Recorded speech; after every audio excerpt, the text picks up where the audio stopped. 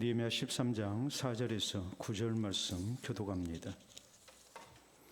이전에 우리 하나님의 전의 방을 맡은 제사장 엘리야십이 도비야와 연락이 있었으므로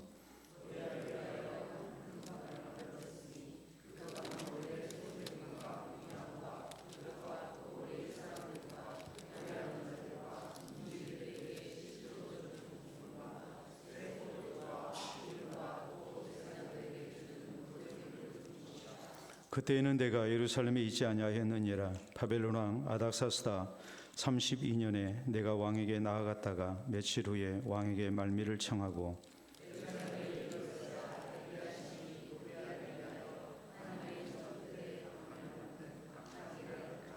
내가 심히 근심하여 도비야의 세간을 그 방 밖으로 다 내어 던지고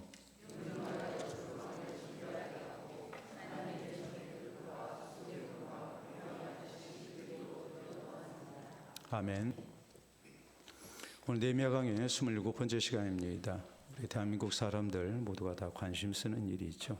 개인적으로 새해가 되면 늘 결심하고 또 한 해를 살면서 도중에 늘 마음 쓰고 또 힘쓰고 노력하는 그런 일들이 있습니다. 뭐일까요? 다이어트죠.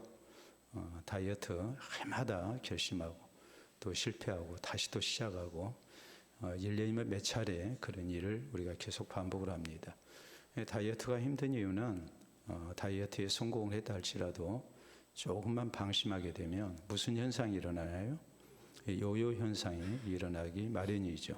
그래서 그동안에 그 애썼던 것이 말 그대로 식사 몇 번 그냥 편하게 먹었더니 다시 옛날로 돌아가 버리는 그런 안타까운 일들이 우리에게 자꾸 반복이 됩니다. 신앙개혁, 종교개혁도 마찬가지입니다. 개혁이라는 것은 한 번으로 완성되지 않습니다. 시간이 지나면 변질이 되게 돼 있습니다. 신앙의 요요 현상이 또 나타난다는 말이죠. 그렇기 때문에 개혁자 칼뱅은 교회는 끊임없이 개혁되어야 된다라는 유명한 말을 했습니다.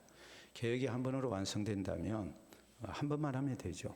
그런데 한 번으로 완성이 되지 않고 또 계획을 잘했다 할지라도 시간이 지나면 다시 요요 현상이 일어나서 다시 옛날로 돌아가는 그런 반작용이 있기 마련이기 때문에 개혁이라는 것은 계속해야 된다. 그래서 우리가 가지고 있는 신앙을 우리는 일반적으로 신교 혹은 개신교라고 부릅니다. 그런데 이런 용어보다도 더 정확한 것은 개혁 신교입니다. 늘 개혁하는 가운데 새로움을 향해서 나아가는 그런 이제 신앙이라는 뜻입니다. 그러니까 종교 개혁 기념주일이 아니고 10월 마지막 주일은 무슨 날이나요? 종교 개혁주일이라고 하는 이유가 우리가 계속해서 예수 모실 때까지 이 신앙의 요요 현상이 일어나기 때문에 우리가 끊임없이 개혁을 해야 된다는 그런 취지와 목표 속에서 우리가 종교 개혁 기념주일이 아니라 종교 개혁주일이라고 이렇게 말을 하는 겁니다. 우리는 지난 시간까지 느헤미야가 예루살렘 성벽을 재건하고 또 봉헌식을 거행한 일에 대해서 말씀을 살폈습니다. 거기서 그치지 않았죠. 신앙 부흥운동을 벌였고 또 하나님 말씀대로 이방인들을 분리하는 그런 개혁을 이렇게 한 일을 우리가 살폈습니다. 느헤미야는 원래 바사 제국, 페르시아 제국의 고위 관리였습니다. 더구나 그는 왕의 술을 맡은 관원이었습니다. 이 말은 왕의 최측근 신복이었다는 것을 얘기합니다. 그런데 언제까지나 유다 총독으로 그가 봉직을 할 수가 없죠. 그렇기 때문에 다시 왕에게 돌아갑니다. 우리가 느헤미야서 5장 14절에 있는 말씀을 보면 느헤미야는 12년 동안 유다 총독으로 재직을 했습니다. 그리고 귀환을 합니다. 더 나아가서 그는 그 후에 다시 1년 만에 유다 총독으로 다시 오게 됩니다. 아마도 느헤미야는 유다를 떠나 있는 동안에 계속해서 유다의 형편에 대해서 특별히 저희의 신앙 문제에 대해서 관심을 갖고 있었다는 것을 알 수 있습니다. 그 사이에 발생한 반개혁적인 사건들 이런 얘기를 듣고 그는 1년 만에 돌아옵니다. 다시 말하자면 느헤미야가 이 바사 제국으로 돌아가서 왕의 측근으로서 자기 직임을 감당하는 1년 사이에 12년 동안 이렇게 개혁을 해왔던 모든 것들이 순식간에 다시 옛날로 돌아가 버린 거예요. 그러니까 느헤미야의 마음이 어떤 상태였을까 하는 것을 우리가 충분히 짐작을 할 수가 있죠. 그래서 오늘 성경 말씀 6절에 있는 말씀을 보면은 그때에는 내가 예루살렘에 있지 아니하였느니라. 바벨론 왕 아닥사스다 32년에 내가 왕에게 나아갔다가 며칠 후에 왕에게 말미를 청하고 예루살렘에 이르렀어야 라고 이렇게 성경은 말씀합니다. 다시 왕의 허락을 받아서 유다 땅으로 돌아와 개혁작업을 한 겁니다. 실제적으로는 1년 동안 바사 제국에 머물렀지만 그 기간이 굉장히 느헤미야에게는 다급한 시간이었기 때문에 며칠 만에 돌아왔다. 이렇게 느헤미야는 지금 말씀을 하고 있습니다. 12년 동안 심혈을 기울여서 많은 반대 속에서 이렇게 신앙 개혁을 벌리고 그리고 하나님 앞에 바른 나라를 세우기 위해서 그가 그동안의 부귀영화를 다 버리고 유다 땅에 와서 12년 동안 고생을 했는데 그가 다시 바사적으로 돌아가 있는 1년 사이에 모든 것이 다시 옛날로 돌아가 버렸단 말이에요. 그러니까 이런 일을 봤을 때 느헤미야의 마음이 얼마나 아프고 또 급했겠습니까? 그렇기 때문에 느헤미야는 왕에게 허락을 받아서 다시 유다 총독으로 재부임을 하게 된 겁니다. 그리고 오늘 성경 말씀은 성벽 재건 공사를 이렇게 할 때 방해를 했던 도비야, 그는 사마리아 총독인 산발랏의 신복이었습니다.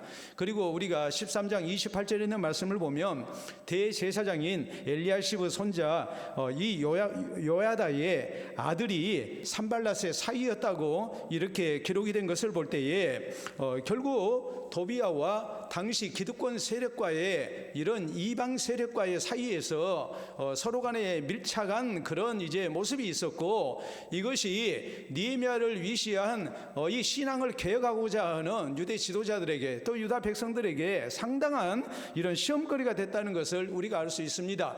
대제사장 엘리야십과 아주 가까운 친분 관계였고, 오늘 성경 말씀을 보면 그가 성전의 큰 방 하나를 차지해 가지고 불이한 영향력을 행사하고 있었습니다. 그래서 유다 백성들이 하나님을 바로 섬기는데 상당한 장애 요소가 되어 있는 사람이었습니다. 더구나 도비야는 유다 백성이 아닙니다. 그는 암몬 자손입니다. 그렇기 때문에 우리가 지난 시간에 말씀을 살핀 대로 암몬 자손은 이스라엘의 총회에 들어올 수 없는 사람이거든요. 근데 이런 사람이 지금 성전을 지금 출입하고 있는 거예요.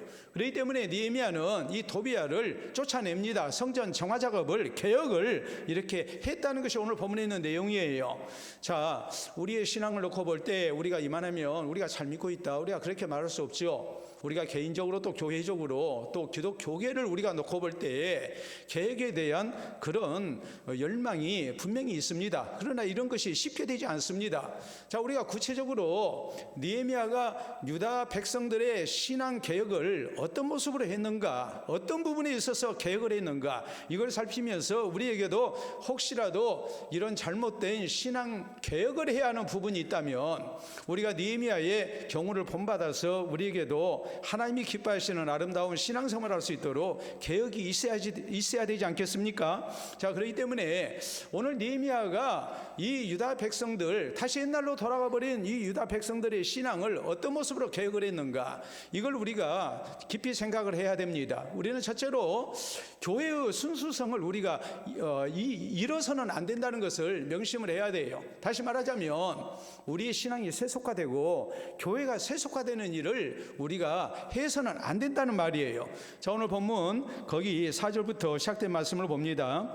이전에 우리 하나님의 전의 방을 맡은 제사장 엘리야십이 도비야와 연락이 있었으므로 도비야를 위하여 한 큰 방을 만들었으니 그 방은 원래 소재물과 유향과 그릇과 또 레위 사람들과 노래하는 자들과 문지기들에게 11조로 주는 곡물과 새 포도주와 기름과 또 제사장들에게 주는 거제물을 두는 것이라.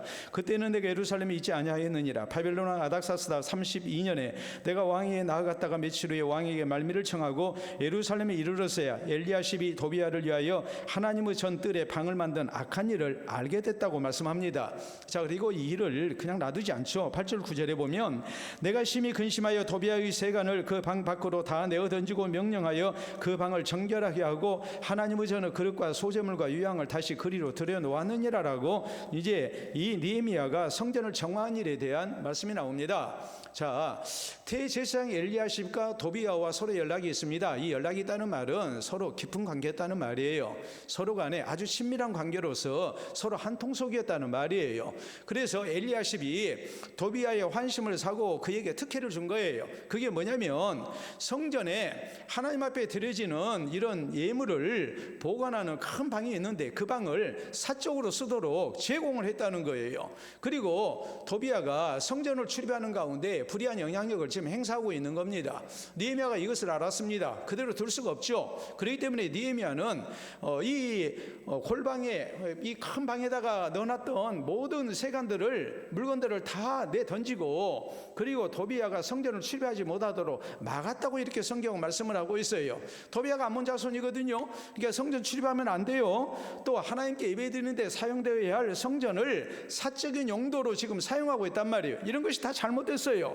그렇기 때문에 느헤미야는 우리가 하나님을 이런 식으로 섬겨서는 안 된다. 하나님의 성전에 나올 수 없는 자가 이렇게 성전에 한 방을 차지해서 하나님 섬기는 대신에 자기를 섬기게 하고 사적인 용도로 사용하는 가운데 이 성전 예배에 방해가 되고 있다면 이건 있어서는 안 될 일이라고 느헤미야는 판단을 하고 아주 과감하게 개혁을 하고 있는 거예요. 여러분, 그렇다면 느헤미야가 생각한 것은 뭐겠습니까?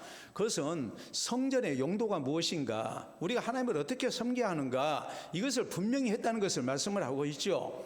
세속 권력과 결탁해가지고 그래서 사적으로 이렇게 하나님을 섬기는 대신에 사람을 섬기는 이런 타락한 모습들, 세속화된 이런 모습이 있어서는 안 된다는 것을 느헤미야는 분명하게 지금 외치고 있는 거예요. 마찬가지예요. 오늘날 우리에게 있어서 우리에게 가장 필요한 것이 무엇이겠습니까? 교회의 순수성을 지켜나가야 된다는 사실이에요. 교회라는 것은 구원받은 성도들 하나님 앞에 나와 예배드리고 또 우리가 영혼을 생명을 구원하는 일에 힘쓰고 또 이 땅 가운데 하나님의 뜻이 이루어지도록 하나님 나라를 건설하는데 필요해서 하나님께서 우리에게 허락하신 기관입니다. 그러니까 교회는 세속화되면 안 돼요. 교회는 세상적인 목적을 위해서 존재해서도 안 되고 또 세속적인 방법을 통해서 교회가 운영돼서도 안 돼요. 그렇기 때문에 우리가 성경을 보면 예수님 당시 제사장들이 성전에 출입하는 사람들에게 뭐 했습니까?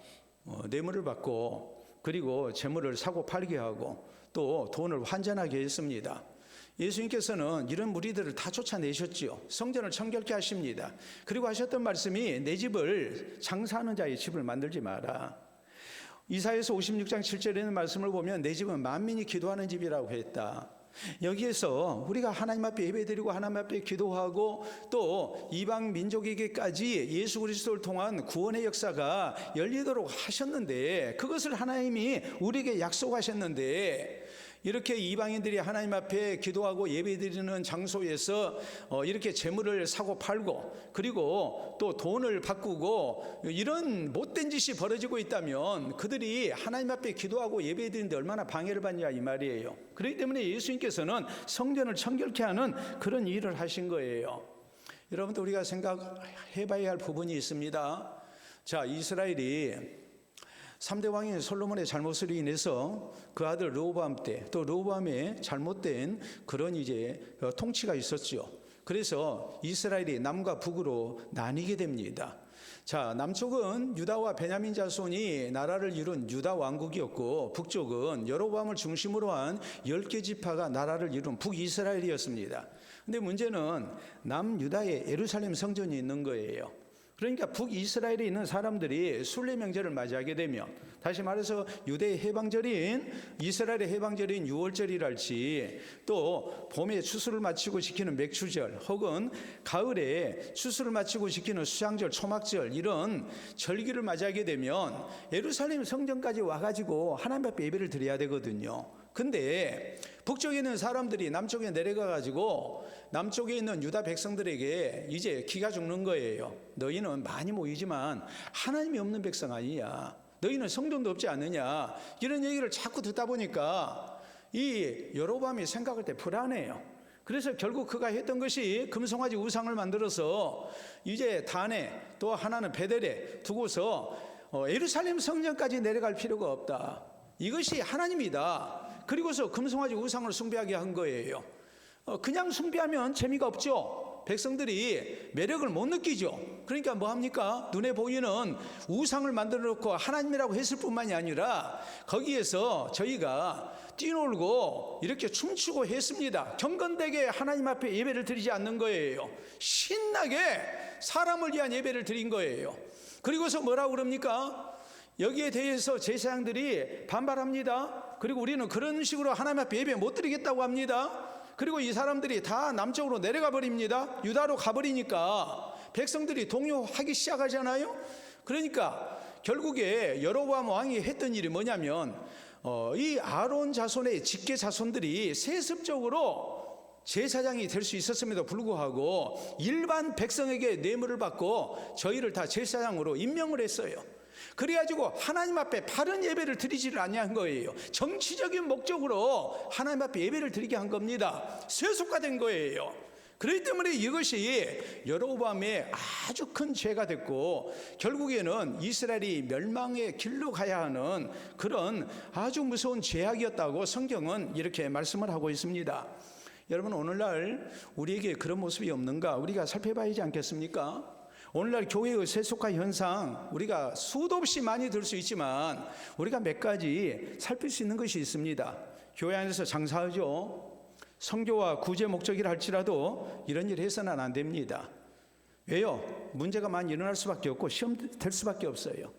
그런가 하면 교회가 선거운동을 합니다. 여러분, 참 안타까운 일이죠. 몇 년 전에 장흥의 모 교회에서 지방선거를 앞두고 군수 부인으로부터 1억 원 헌금을 받았습니다.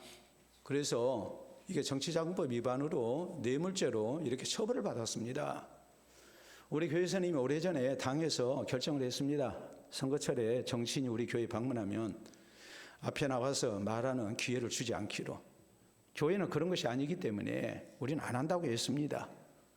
여러분, 또 예배의 세속화를 우리가 빼놓을 수가 없죠. 하나님을 위한 예배가 아니라 열린 예배라 해서 사람을 즐겁게 하기 위한 예배를 드리는 겁니다. 경건한 예배를 싫어해요. 그리고 뭔가 막 흥분하고 뛰놀고 열광적으로 드리는 예배가 은혜가 있는 예배라고 착각을 합니다. 이게 굉장히 잘못된 거예요. 성경은 그런 예배를 우리에게 말씀하지 않습니다. 살아계신 하나님을 향한 경건함 속에서 우리가 하나님을 경외하면서 예배를 드리겠지 사람 즐거워라고 드리는 예배가 아니라 하나님을 기쁘시게 하는 예배를 우리가 드려야 된단 말이에요. 그런데 예배의 대상이 누가 되어 있냐면 사람이 되어 있는 거예요. 사람이 즐거워야 은혜 받았다고 생각을 해요. 그건 잘못된 거예요. 하나님 앞에 바른 예배를 드리고 그 예배를 통해서 우리가 하나님 섬기는 기쁨을 갖는다면 하나님께서 분명히 그 예배 가운데 영광을 받으시고 또 우리에게 은혜를 주시고 복을 주시는 하나님이라는 것을 우리가 잊지 말아야 됩니다. 또 교회가 세속화된 모습이 무엇입니까? 사람을 모이기 위해서 여러 가지 세속적인 방법을 사용합니다. 여러분, 참 안타깝죠? 전도 대회를 하는데 뭐 가까운 교회에서도 해마다 합니다. 사람 데려오기 해가지고 결국에는 뭐 합니까? 제비뽑기 추첨을 하죠. 그 세탁비도 주고 대형 TV도 주고 그렇게 하지 않습니까?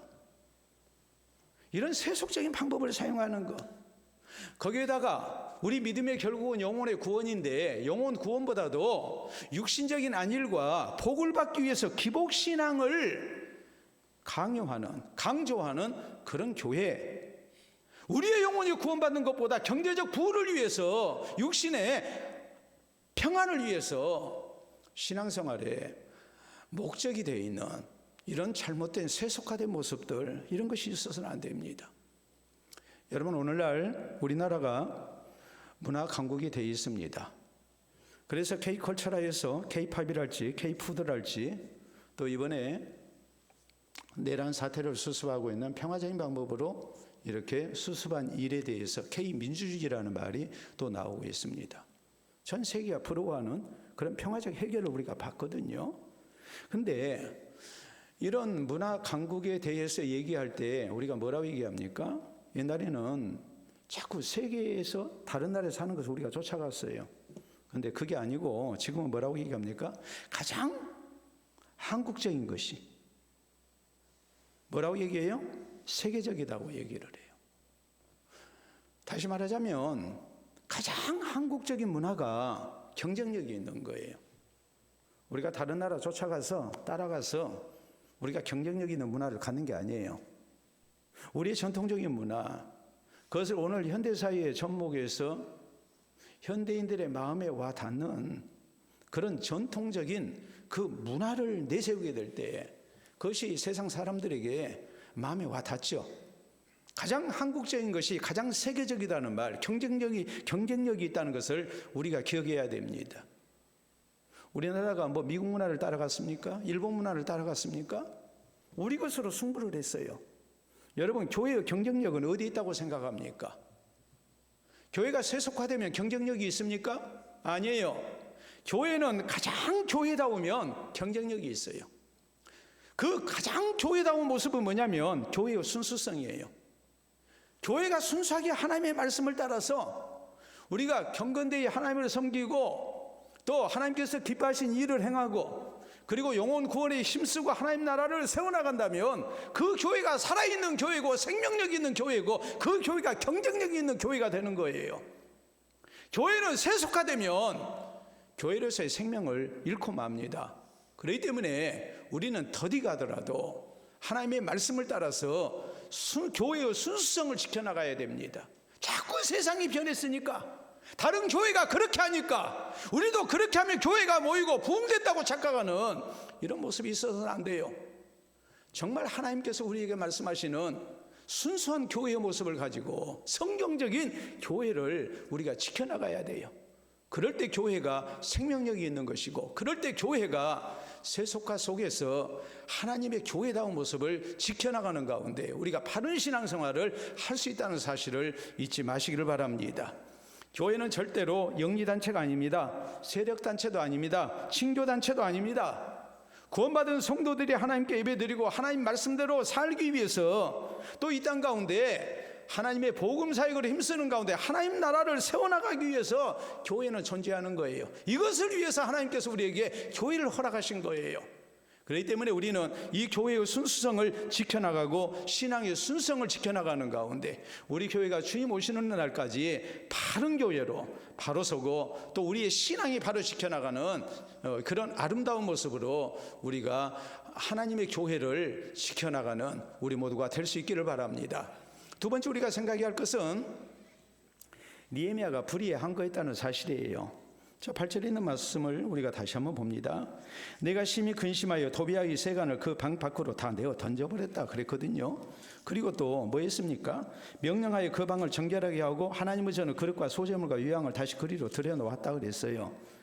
지금 상대가 누구냐면 도비아예요. 그는 대제사장 엘리야십과 가까운 사이고 또 그의 배경에는 사마리아 총독인 누가 있습니까?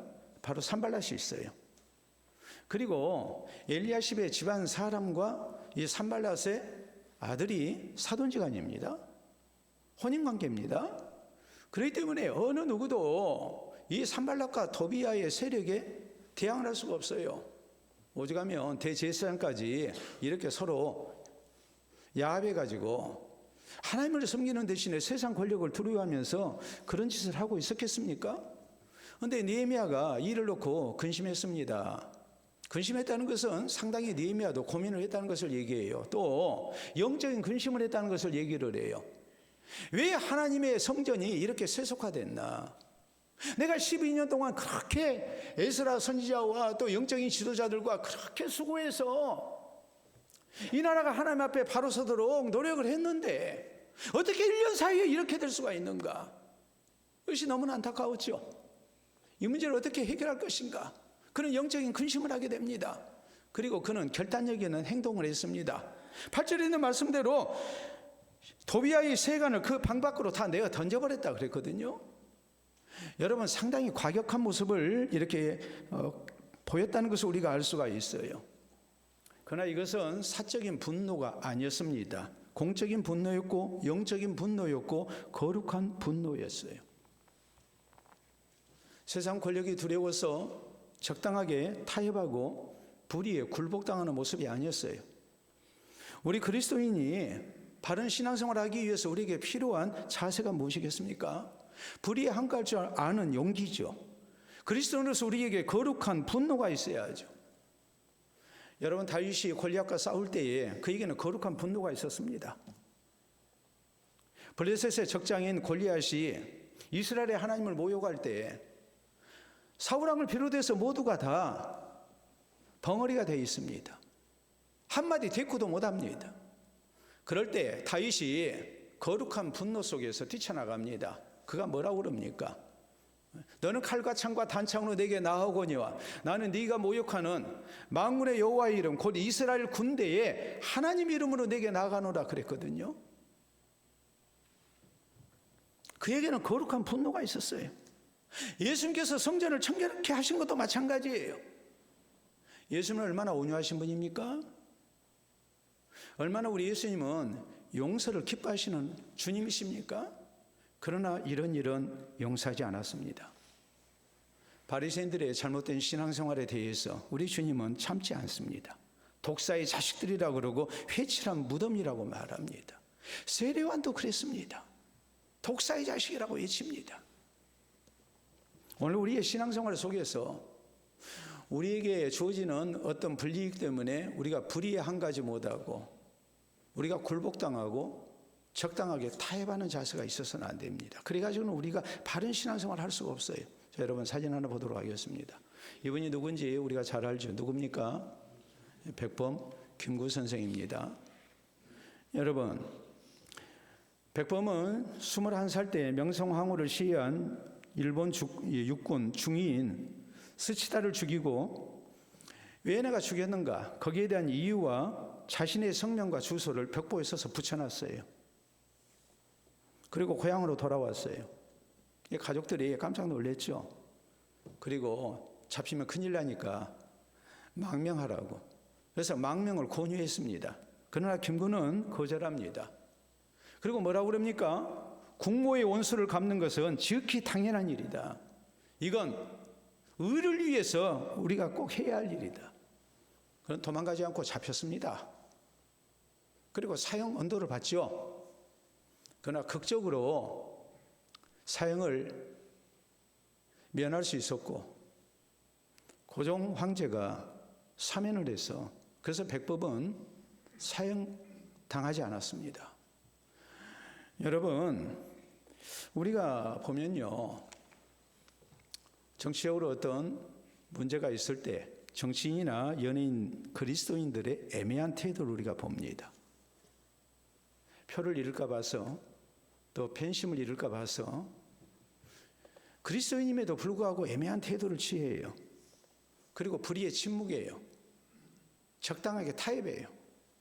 오늘 우리에게도 이런 일이 많이 나타날 수가 있죠. 그래서 우리는 이런 얘기를 많이 듣습니다. 불의에는 참고 불이익에는 참지 못한다. 우리의 신앙보다도 돈이 우선되는 그런 선택을 우리가 할 때가 참 많단 말이에요. 어디 그뿐입니까? 오늘날에는 정광훈이나 소년부 이런 못된 사람들 때문에 우리 기독교가 욕먹죠. 교회가 정치 세력화되어 있습니다. 그래서 이번 내란 사태에 대해서 악한 편에 편들어서 결국에는 어떤 문제가 생겼습니까? 교회가 불의와 짝하고 있는 거예요. 세상 사람들의 신뢰를 잃어버렸어요. 젊은 사람들이 등을 돌리는 교회가 되고 말았어요. 우리 기독교가 그렇게 됐어요. 그 원인이 무엇인가? 불의와 야합했기 때문에 그렇습니다.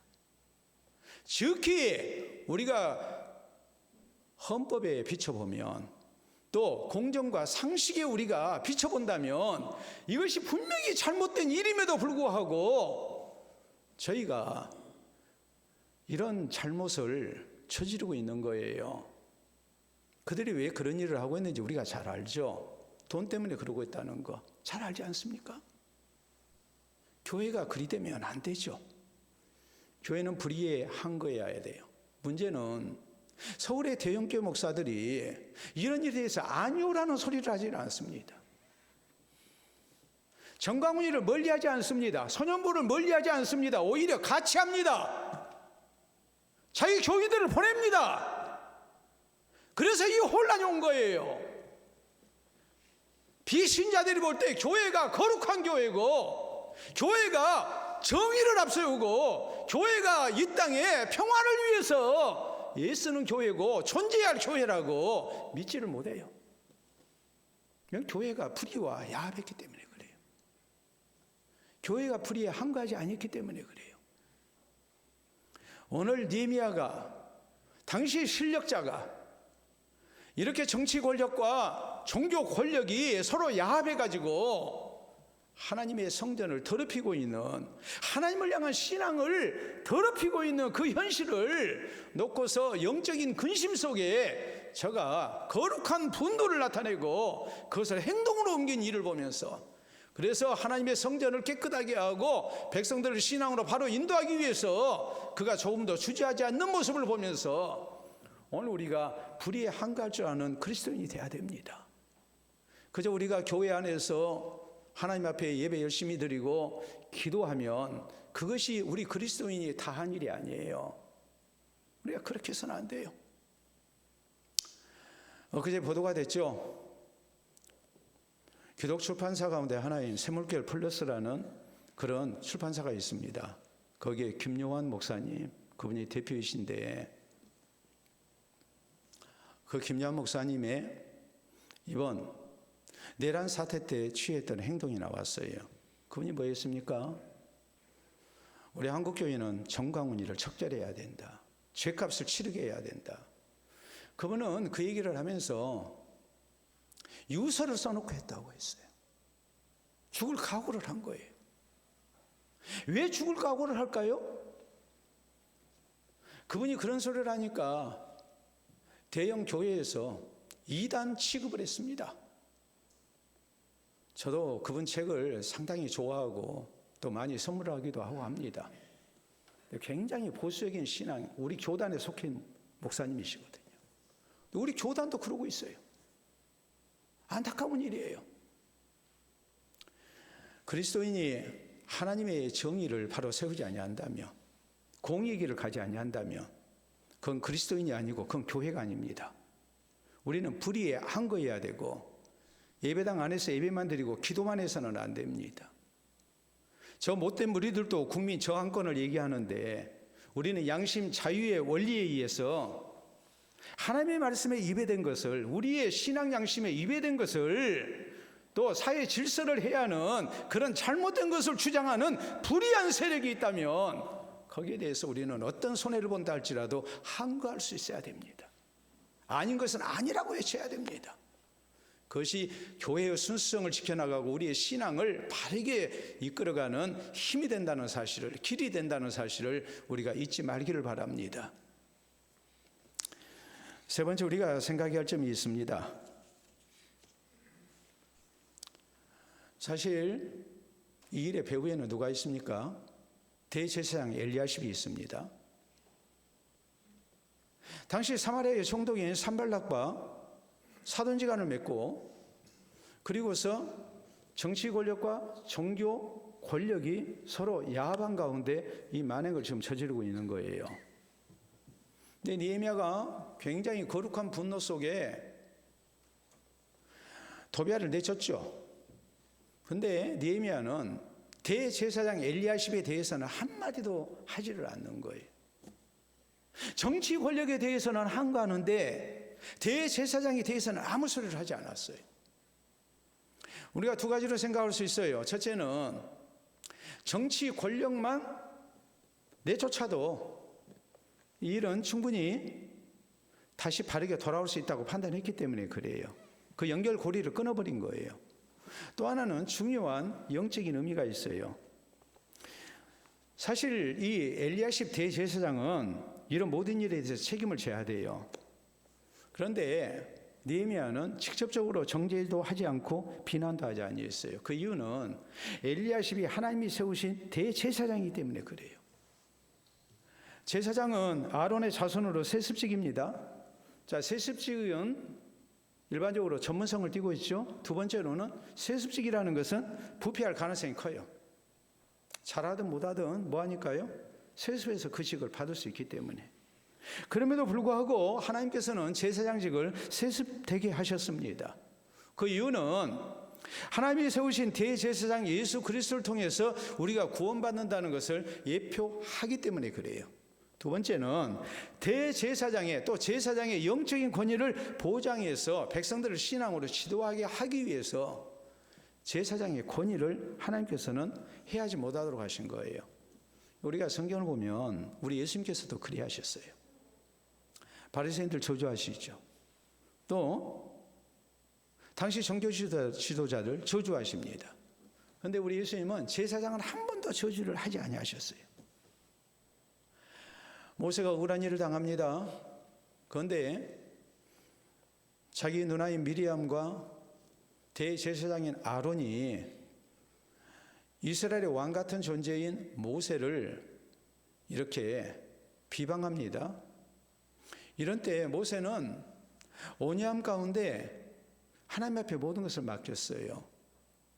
형이니까 아무 소리 안 한 게 아니에요. 그가 대제사장이기 때문에 아무 얘기하지 아니한 거예요. 우리가 이런 모습을 또 어디서 볼 수 있느냐? 우리가 사도행전 23장에 보면 사도 바울이 예수님 복음을 증거하다가 잡혀서 공회에 끌려갑니다. 그래서 재판을 당합니다. 그런데 이 재판장이 대제사장인 줄 모르고 왜 이렇게 불법적인 재판을 하느냐 비난을 하다가 사람들이 저 사람이 대제사장이다. 네가 대제사장한테 그렇게 할 수 있느냐 그러니까 형제들아 나 모르고 했다 하면서 바로 사과를 합니다. 대제사장의 영적인 권위를 그렇게 인정을 해줬어요.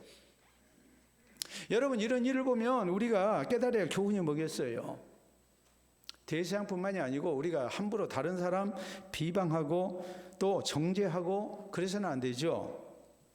당시 사람들이 대제사장의 영적인 권위를 인정하고 대제사장이 잘못했어도 또 어떤 불의한 일이 있었어도 이런 일에 대해서 그냥 하나님 앞에 다 맡겼잖아요.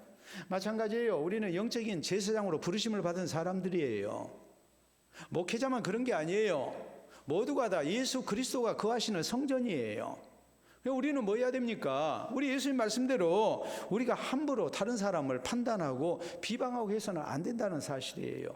우리가 로마서 14장 4절에 있는 말씀을 보면 이런 일에 대해서 뭐라고 말씀합니까? 나무 하인을 비판하는 너는 누구냐 그랬거든요.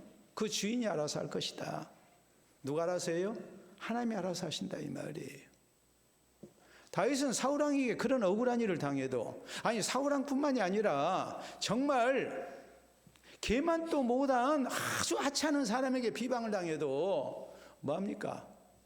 상대 안 하죠. 그리고 뭐합니까? 하나님께 다 맡겼습니다. 그리고 하나님께서 해결하셨습니다. 야고보서 4장 12절에 있는 말씀을 보면 하나님이 재판관이시지 네가 재판관이 아니라는 것을 잊지 말라고 성경은 우리에게 말씀합니다. 다른 사람 비판하는 거 우리가 조심해야 된다는 말이에요. 오늘날 학부모 갑질에 대한 얘기가 많습니다. 학생 인권을 강조하다 보니까 교권이 추락하는 그런 문제도 사회 문제화 되어 있습니다. 그런데 학부모들이 꼭 지켜야 할 일이 뭘까요? 자녀들 앞에서 선생님 비난하면 안 돼요. 그건 선생님의 권위를 인정하자는 측면도 있지만 또 하나는 내 자녀 교육을 위해서 그러는 거예요. 자녀 앞에서 선생님을 비판해 보세요. 비방해 보세요. 자녀가 그 선생님 말씀을 통해서 지도를 받겠습니까?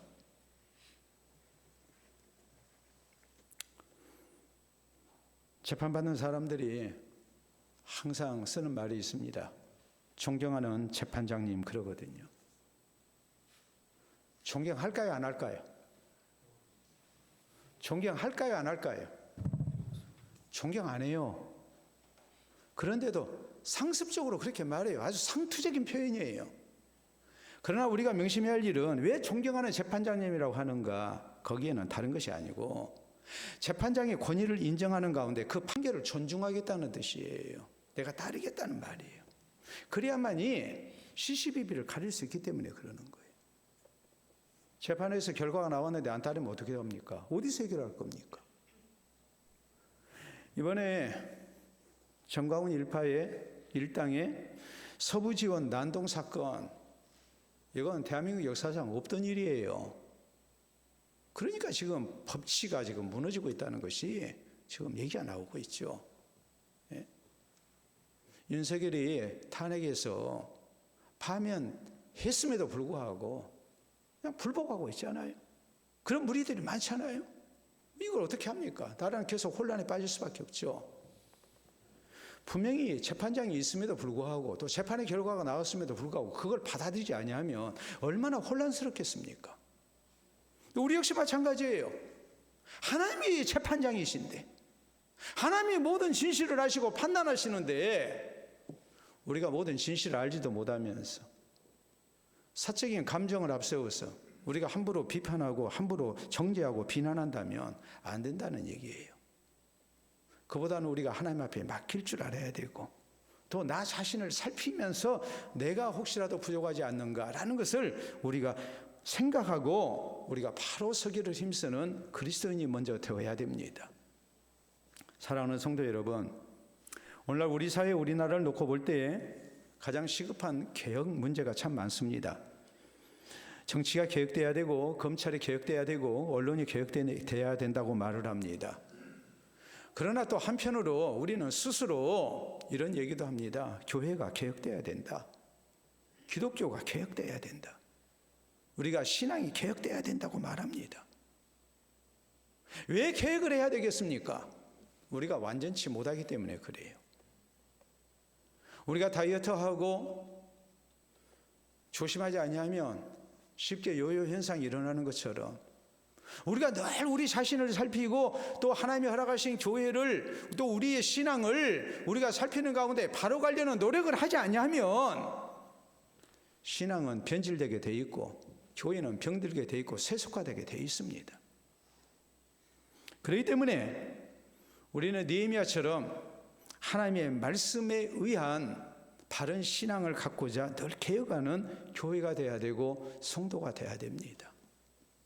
느헤미야가 12년 동안 하나님을 향한 신앙과 하나님의 말씀을 따라서 나라를 개혁하고 신앙을 개혁했지만 불과 1년 만에 요요 현상이 일어나고 신앙이 부패한 모습이 나타나고 있는 이 현실을 보면서 그래서 다시 개혁하는 것을 보면서 우리에게 혹시라도 이런 모습이 있지 아니한가 우리가 살피는 가운데 개인적으로나 교회적으로 하나님 앞에 바른 신앙을 갖기 위해 우리가 끊임없이 개혁해야 됩니다. 교회의 순수성, 신앙의 순수성을 지켜야 됩니다. 세속화돼서는 안 됩니다. 세상의 불의에 항거하고 우리는 의롭고 바르게 살고 또 하나님의 공의를 세우는 데 앞장서는 성도가 되어야 됩니다. 그리고 다른 사람 함부로 비판하기보다는 나를 비판하고 나 자신을 하나님 앞에 바로 세우기 위한 노력을 우리가 더욱 힘써야 됩니다. 그래서 바른 신앙생활을 하고 또 바른 교회를 세워나가는 우리 모두가 될 수 있기를 바랍니다. 우리 함께 기도합니다.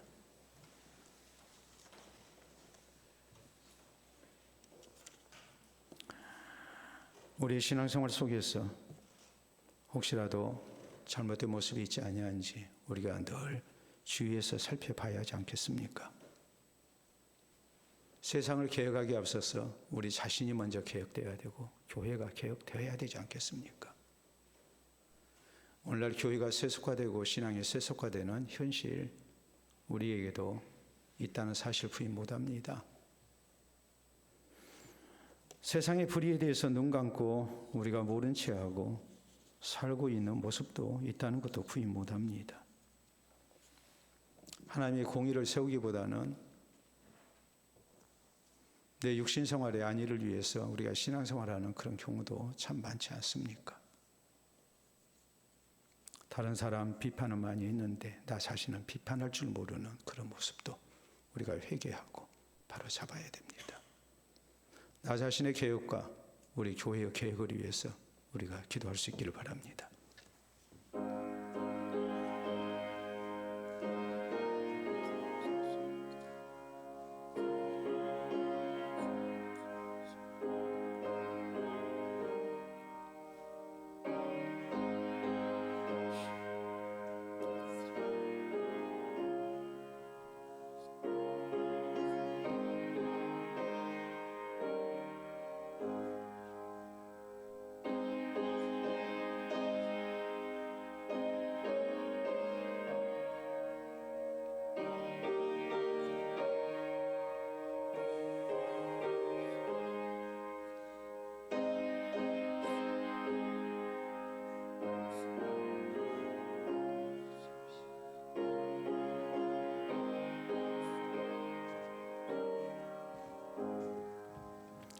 친히 교회 머리가 되시고 우리의 생명주가 되신 아버지 은혜를 감사합니다.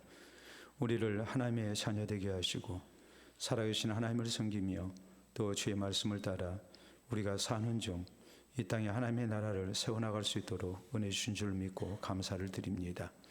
하오나 우리가 주의 거룩하신 뜻을 저버리고 나 자신의 안일과 또 세속적인 영광을 위해 살아왔음을 주님 앞에 고백합니다. 이 때문에 우리 신앙이 바로 되지 못하고 또 교회가 세속화되고 타락한 모습 때문에 우리가 세상에 지탄을 당하고 우리 스스로 부끄러움을 느낄 때가 참으로 많음을 이 시간 고백합니다. 우리의 죄된 것을 주께서 용서해 주시고 오늘 말씀을 통해 우리의 신앙이 개혁될 수 있도록 인도하여 주시옵소서. 하나님의 교회가 또 우리의 신앙이 하나님의 말씀에서 벗어나지 않게 하시고 세속화 대신에 순수한 신앙을 지켜나갈 수 있도록 인도해 주시옵소서. 또한 세상의 불의를 멀리하고 불의에 항거할 줄 아는 교회와 성도가 되게 하시고 하나님의 공의로운 세상을 세우기 위하여 늘 우리가 힘쓸 수 있게 도와주시옵기를 원합니다. 비신자들보다도 더욱더 정의로운 하나님의 사람들이 되게 하시고 의를 위하여 늘 목말라하며 배고파하며 살아가는 우리 되게 하여 주셔서 하나님과 세상 앞에 부끄럽지 않는 하나님의 교회 되게 하시고 우리 성도들 되게 해 주시옵소서. 주님 앞에 간절히 기도합니다. 나 자신을 늘 비판하게 하시고 나 자신이 하나님 앞에 바로 서는 일을 더 힘쓸 수 있기를 원합니다. 그래서 나 자신이 먼저 개혁되게 하시고 우리 교회가 개혁되게 하시고 또 이 힘으로 세상을 개혁하는 하나님의 백성들이 될 수 있도록 주장하여 주시옵소서. 더딘 발걸음이라 할지라도 이를 위하여 우리가 이 땅을 살아가게 하시고 우리의 신앙을 지키는 가운데에 하나님께 영광되는 그리스도인으로 살게 하시고 주의 교회로 우리가 존재할 수 있도록 인도해 주시옵소서. 예수님 이름으로 기도하옵나이다. 아멘.